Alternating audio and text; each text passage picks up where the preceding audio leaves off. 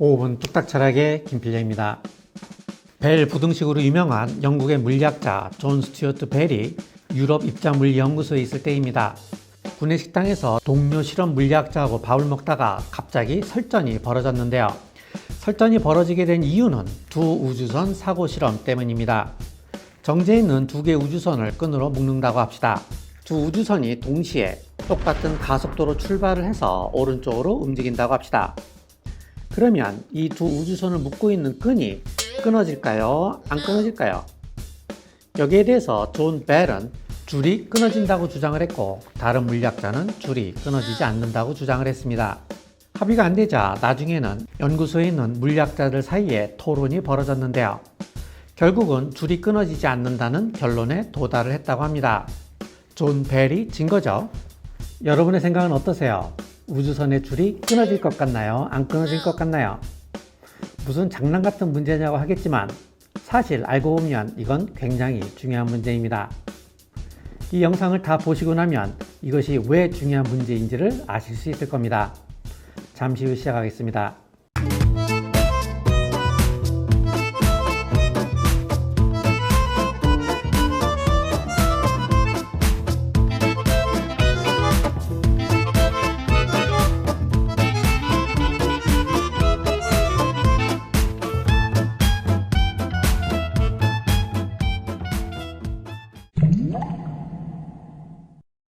아인슈타인은 상대성 이론을 유도하기 위해서 광속불변의 원리를 가정하는데요.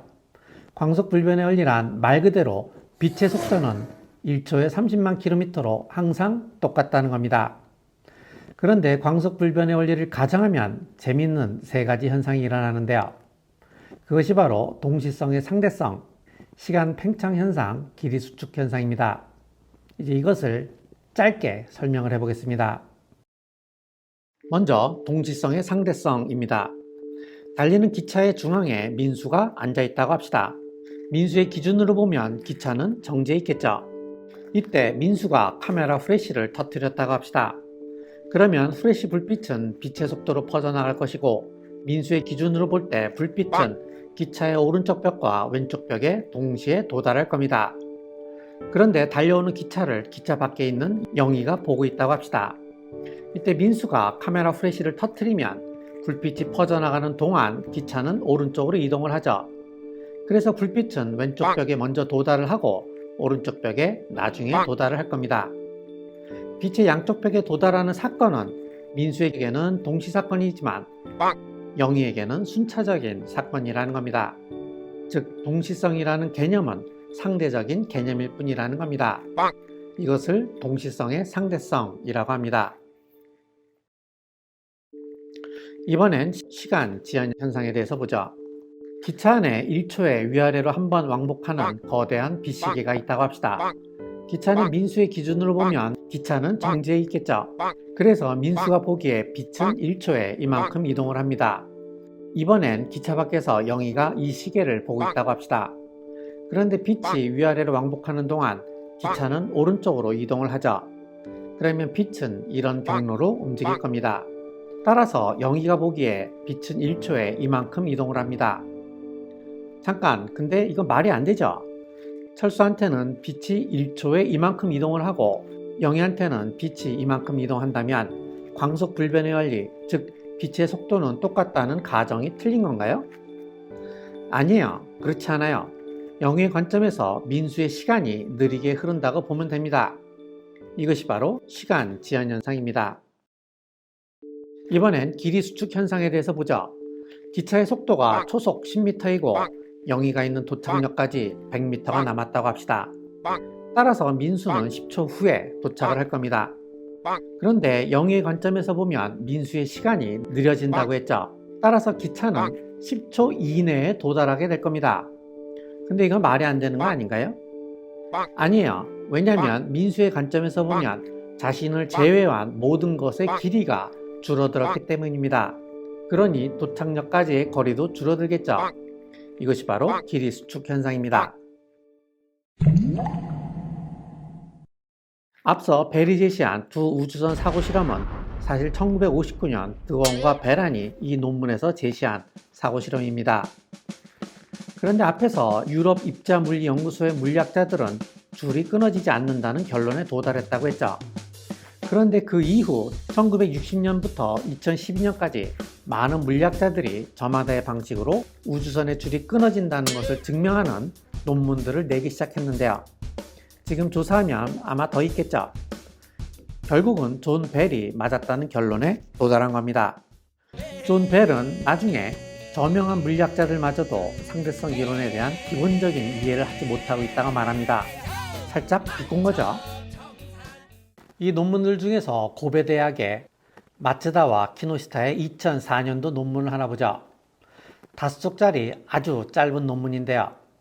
구글에서 찾아보셔도 되지만 굳이 그러실 필요 없어요. 제가 아주 짧게 한번 설명을 해보겠습니다. 논문에서는 우주선의 줄이 끊어지는 이유에 대해서 여러 관점에서 설명을 하고 있는데요. 2가지 관점만 설명을 해보겠습니다. 먼저 첫 번째 관점입니다. 여기에 두 우주선이 정지해 있고요. 지구에서 영희가 이 두 우주선을 보고 있다고 합시다. 이때 두 우주선이 동시에 출발을 합니다. 따라서 이 두 우주선은 똑같은 속도로 이동을 할 겁니다. 그러면 우주선의 거리는 항상 똑같겠죠. 그런데 영희 입장에서는 두 우주선이 상대적인 운동을 했으므로 우주선 자체도 길이가 축소가 되고 또 그 가운데 이 줄도 축소가 됩니다. 즉 우주선 사이의 거리는 똑같은데 그 사이에 있는 줄이 축소가 되므로 줄이 끊어질 것이라는 겁니다. 자, 이번엔 오른쪽으로 이동하는 또 다른 우주선을 타고 있는 민수의 관점에서 봅시다. 우주선이 오른쪽으로 이동을 하다가 두 우주선의 가운데 왔을 때 두 우주선이 출발한다고 합시다. 그런데 이 경우 길이 수축 현상이 발생하지 않으므로 줄이 끊어지지 않을 것 같죠? 아니에요. 그렇지 않아요. 아까 영희의 관점에서 보면 두 우주선이 동시에 출발한다고 했죠. 그런데 민수의 관점에서 보면 동시가 아니에요. 민수의 관점에서 보면 앞에 우주선이 먼저 출발하고 뒤에 우주선이 나중에 출발을 한다는 겁니다.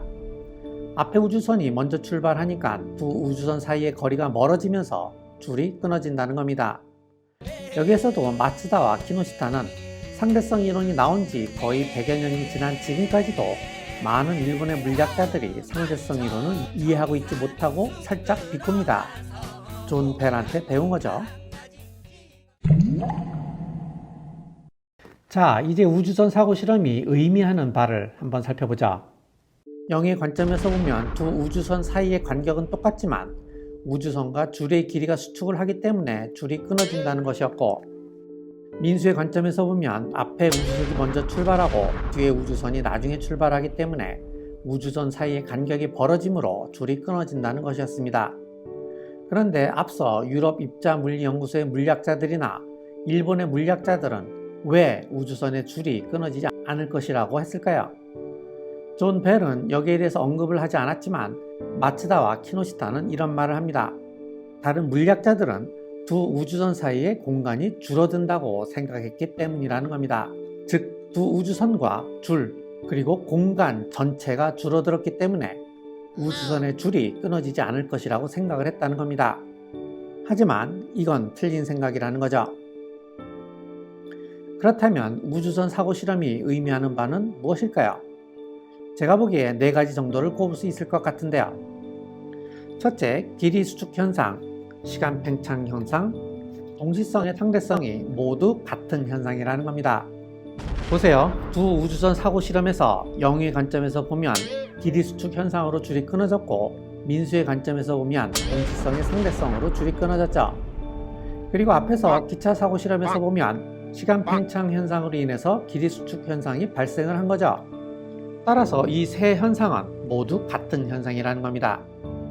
둘째, 길이 수축 현상이라는 것이 물리적인 현상이라는 겁니다. 따라서 관점에 따라서 끊어질 수도 있고 안 끊어질 수도 있는 것이 아니라 누가 보던 간에 끊어진다는 겁니다.